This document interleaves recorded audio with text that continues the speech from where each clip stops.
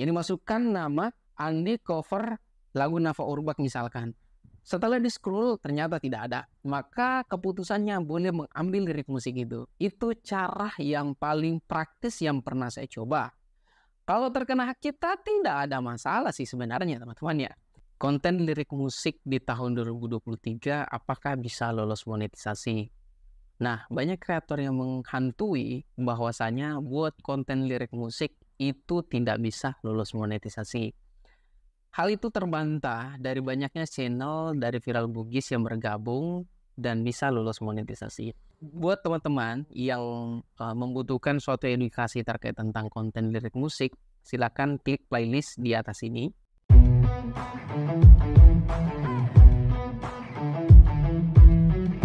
Berbahaya nggak pada channel kita ketika terkena hak cipta? Jadi ada dua pembahasan dijelaskan oleh YouTube bahwa ketika menggunakan konten re-upload itu kalau seumpama kita mengupload suatu konten, taruhlah konten musik A. Jadi ketika kita berbicara suatu konten di YouTube, itu konten YouTube itu ingat ya, ini yang harus teman-teman camkan di kepalanya. Bahwasanya konten YouTube itu terdiri dari dua hal. Yang pertama audio dan yang kedua adalah visual. Dua hal ini harus ada di dalam konten kita. Bayangkan ketika teman-teman seperti ini ya, membuat suatu konten, kemudian hanya musiknya saja, tanpa melihat visualisasi. Oke lah, mungkin itu bisa diterima. Tetapi ketika ada suatu konten, audionya tidak ada tapi visualnya ada. Apakah teman-teman lanjut untuk nonton? Tentu tidak.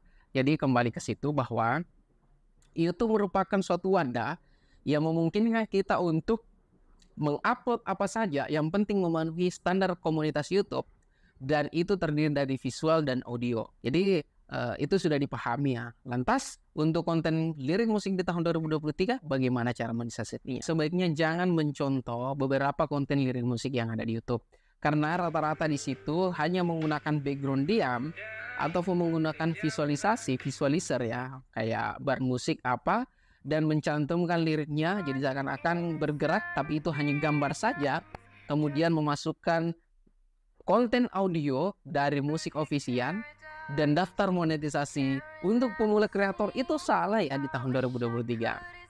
Sehingga apa yang harus kita lakukan? Saya di sini membagi beberapa hal.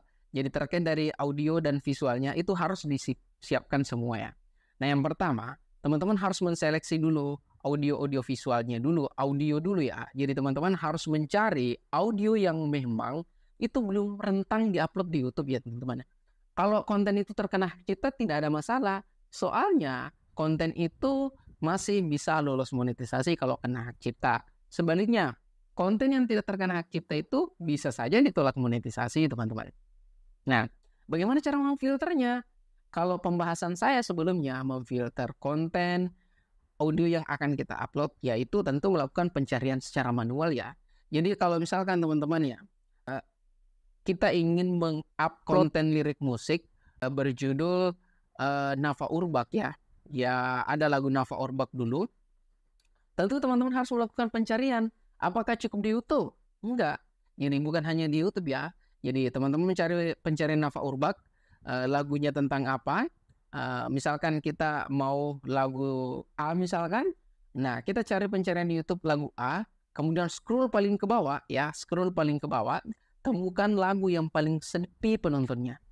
Ya, jadi kalau seumpama teman-teman sudah menemukan, telusuri lagi sumbernya. Jangan sampai penonton view sepi itu adalah sumber dari lagu yang sudah viral juga. Ini itu memang pekerjaan rumit.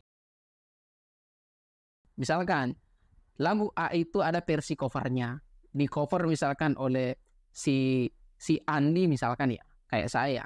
Jadi masukkan nama Andi cover lagu Nafa Urbach misalkan. Setelah di scroll ternyata tidak ada. Maka keputusannya boleh mengambil lirik musik itu. Itu cara yang paling praktis yang pernah saya coba.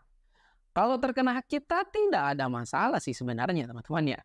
Yang menjadi perkara adalah visualisasi. Ini menjadi tugas pokok dan tugas penting kepada kita. Bagaimana mendesain konten lirik musik di 2023 itu dengan visualisasi terbaik.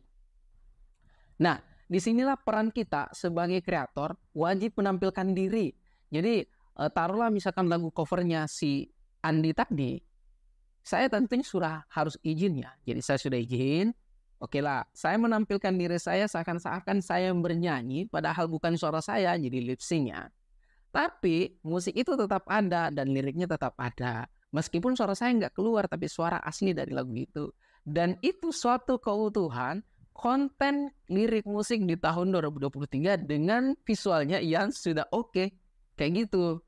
Jadi banyak yang selalu mempertanyakan dan banyak kasus juga yang saya jumpai membuat konten lirik musik, mengambil official musiknya dan kemudian mengupload dengan menggunakan gambar diam saja, itu tidak ada nilainya teman-teman. Coba teman-teman kalau misalkan menanyakan ke YouTube, balasannya itu hanya beberapa hal. Yang pertama, dia minta konten kita harus menampilkan diri atau bernarasi di dalam video itu. Terus yang kedua, konten kita harus dirubah secara signifikan dari sebelumnya kalau itu re-upload. Nah, seperti itu. Jadi penjelasan ini rasanya tidak lengkap kalau misalkan tidak ada praktek. Makanya saya sudah sediakan part 2 di atas ini untuk bagaimana prakteknya. Nah, buat teman-teman sekalian yang ingin bergabung di langganan Viral Bugis, saya sudah menyediakan suatu kelas. Klik gabung di deskripsi video di bawah ini atau klik gabung di samping subscribe channel Viral Bugis. Sampai jumpa di video berikutnya, semoga bermanfaat.